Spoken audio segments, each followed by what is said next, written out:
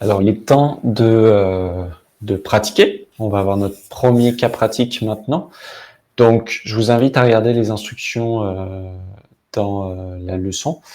Mais en gros, l'idée dans ce premier cas pratique, c'est d'installer GA4 en utilisant Google Tag Manager. Donc, en préambule, vous devez savoir deux choses. La première chose, c'est qu'évidemment, il ne faut pas dédoubler l'installation de GA4. Donc, si vous avez déjà GA4 installé dans le code source de votre site, ce que je vous encourage à faire, c'est retirer, ou dans le code source ou d'une autre manière, vous pouvez utiliser par exemple, si vous avez utilisé SiteKit par exemple sur WordPress, ou vous avez installé GA4 d'une autre manière, je vous encourage à retirer cette installation-là et passer l'installation dans Tag Manager. Rappelez-vous, hein, les avantages d'un système de gestion de balises, c'est d'avoir toutes les balises à un endroit.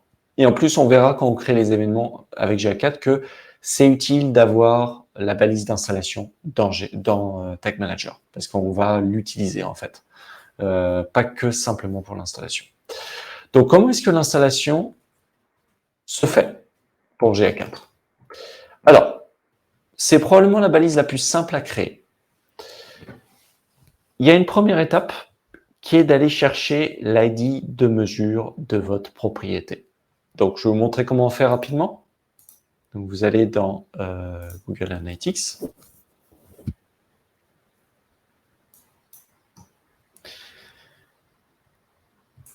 Ça va charger.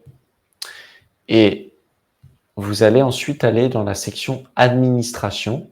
Le bouton pour s'y rendre se trouve en bas à gauche de l'interface. Quand c'est chargé, vous allez voir. Voilà, c'est ici. Vous voyez le petit trou, le petit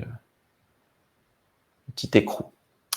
Donc, ensuite, pour trouver l'ID de mesure, vous allez dans Flux de données, Data Streams en anglais.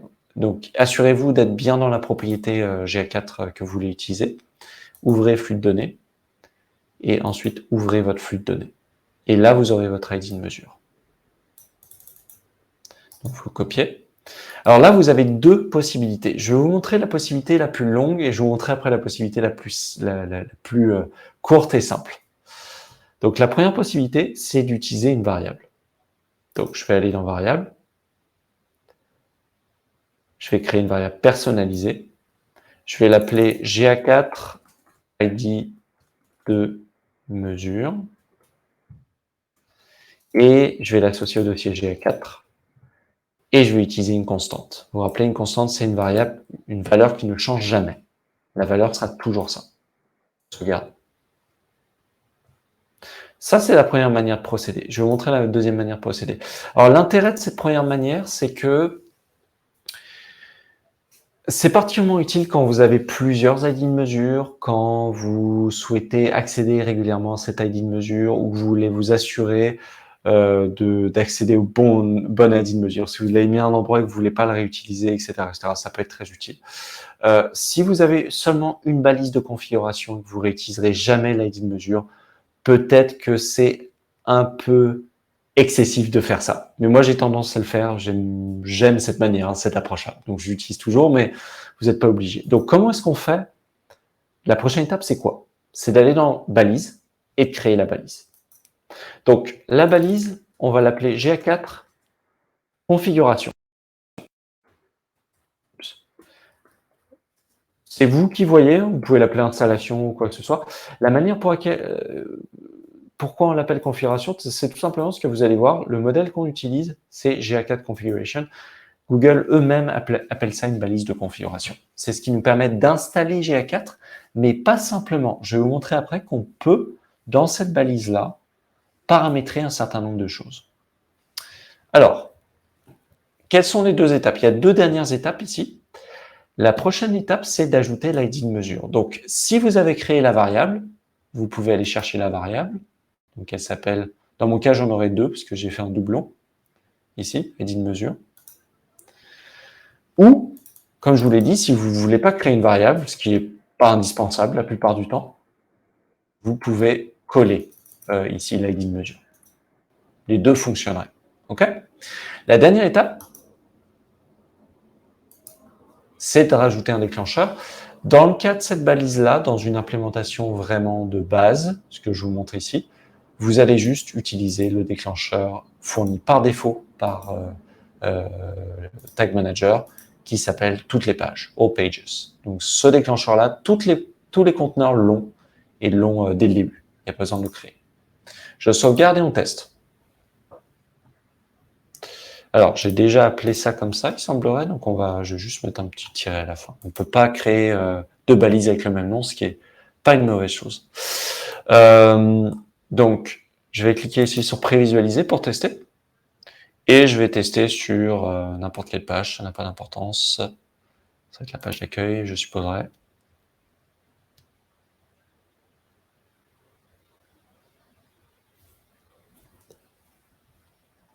Bon. Donc, le déclencheur, toutes les pages. Si on veut voir où est-ce que ça a déclenché, normalement, ça devrait être le container loaded et ça devrait être le premier. C'est quand la page est chargée. Donc, elle est là, ma balise. Vous voyez ici? Donc, ça a bien été déclenché. Si on regarde, l'ID de mesure est là, ça doit être le bon, je supposerais. Ça, n'y faites pas attention. Ça, c'est quand on utilise un conteneur de type serveur. Et puis ici, on envoie une page vue avec la balise de configuration. Ce qui est recommandé, évidemment, puisque quand on dit installer Google Analytics, c'est aussi justement envoyer une page vue. Cette balise-là, elle sert à installer Analytics, aller capturer des informations, paramétrer certains éléments et aussi, à l'occasion, envoyer une page vue. Donc, indiquer à GA4 qu'une page a été chargée. Et justement, si on charge une deuxième page, qu'est-ce qui se passe? Elle devrait être chargée avec, hein, évidemment, puisque ça doit être déclenché sur toutes les pages. C'est vivement recommandé que ce soit installé sur toutes les pages, puisque ça permet d'avoir des statistiques pour toutes les pages qui sont consultées, si c'est le cas. Donc, on a la deuxième page ici. Si je clique ici, on a bien la balise configuration. Ok, donc c'est fonctionnel. Une dernière chose que je vais vous montrer, je vous ai dit tout à l'heure qu'on pouvait paramétrer d'autres choses. Alors, il y a plusieurs choses qu'on peut paramétrer. Il y a des choses relativement avancées ici que je ne vais pas vous mentionner. Vous pouvez aller explorer ça si vous le souhaitez. Rien de très indispensable à mes yeux et c'est très avancé. Donc, je vous conseillerais pas de trop perdre de temps là-dedans. Par contre, ces deux champs peuvent être intéressants. Ce champ-là, il est déclenché. Ces champs-là, en fait, c'est des paramètres d'événements. Vous vous rappelez des paramètres d'événements? C'est ce qui nous permet de transmettre des informations additionnelles avec un événement. Si vous envoyez un paramètre d'événement avec la balise configuration et que vous avez gardé donc l'envoi d'une page vue, ça va envoyer ce paramètre d'événement avec l'événement page vue. Parce que page vue dans GA4, c'est un événement. Et ce qui est super intéressant en plus avec les paramètres ici, c'est que ça va aussi envoyer le paramètre, tous les événements qui vont suivre suite au chargement de la page dans la page en question, vont hériter du paramètre. Donc, par exemple, ici, imaginons que je rajouterais un paramètre qui s'appelle type usager. Okay, et que ça allait charger avec du JavaScript ou je ne sais quoi, le type d'usager. Donc, par exemple, est-ce que je suis quelqu'un de premium, un VIP? Est-ce que je suis un nouvel utilisateur? Est-ce que je suis quelqu'un qui paye pas? Je pourrais indiquer ça. Et ça serait chargé à chaque page. Bon. Alors, donc ça, c'est le cas des paramètres d'événements. L'exemple que je viens de vous donner, à vrai dire, il n'est pas très bon. Pourquoi? Parce que en fait, il y a un autre paramétrage qui est très similaire aux paramètres d'événements, qui sont les propriétés utilisateurs. Les propriétés utilisateurs, justement, ça serait pour ce que je viens de vous donner comme exemple. Donc, usager, type usager. Parce que ça, c'est un paramètre d'événement, c'est la même chose que ce qu'on vient de voir, mais c'est quelque chose qui est associé à l'utilisateur et non pas simplement au chargement de la page. Donc là, on peut envoyer avec la page vue une indication quant à la nature de l'utilisateur. Donc, vous voyez, on peut faire ces choses-là ici. Donc, c'est l'intérêt, on peut charger avec l'événement page vue, grâce à cette balise configuration, des paramètres et des propriétés utilisateurs. Et en plus, comme je vous l'ai dit, on peut faire en sorte que les événements qui suivent la page vue en héritent, ce qui peut être très très utile dans certaines circonstances. Donc voilà pour la balise configuration. Donc je vous invite, suite à cette vidéo, à vous-même le tester dans votre conteneur. Donc créer une nouvelle balise. qui s'appelle GA4 configuration. Ajoutez votre ID de mesure. Vous pouvez créer la variable si vous souhaitez avant ça. Vous pouvez la créer ici aussi, hein, dans le processus. On peut créer la variable là, à la même occasion. Ajoutez votre déclencheur toutes les pages, testez et assurez-vous que ça fonctionne. Et puis si vous voulez tester aussi des paramètres, faites-le aussi. Voilà. Les paramètres peuvent être très intéressants pour utiliser par exemple des groupes de contenu. Pour utiliser des groupes de contenu dans GA4, on va utiliser un paramètre qui s'appelle Content Group.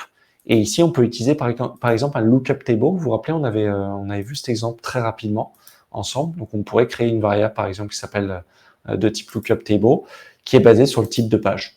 Et qui pourrait dire, quand la page contient ça, bah, ce serait plus un regex table, on va dire. Mais on peut créer des groupes basés sur les URL de cette manière-là. Et Content Group, c'est une dimension qui existe déjà dans GA4, donc c'est ça l'intérêt. Donc c'est comme ça qu'on crée un groupe de contenu dans GA4. Voilà, donc je vous invite à tester ça. Assurez-vous que ça fonctionne bien en prévisualisant. Et puis si vous souhaitez publier par la suite, vous pourrez le faire. Autrement, vous pouvez supprimer vos changements. Hein. Vous avez plusieurs manières de supprimer un changement. Soit vous le faites dans la vue d'ensemble ici. Par exemple, ici, vous voyez, je peux abandonner un changement. Soit vous créez, ça peut être une bonne idée si vous voulez faire des tests de manière répétée, vous créez un espace de travail dédié, par exemple, qui s'appelle test. Puis quand vous avez terminé, si vous ne souhaitez pas publier tous vos changements, en fait, vous pouvez supprimer l'espace de travail à la fin. Okay, comme ça n'aura pas d'impact sur le compteur. Voilà, donc j'espère que c'était clair et efficace. On va les autres cas pratiques, il y aura des exemples liés à Facebook et après il y aura des événements GA4, je vous donnerai plusieurs exemples. À la prochaine. Merci beaucoup.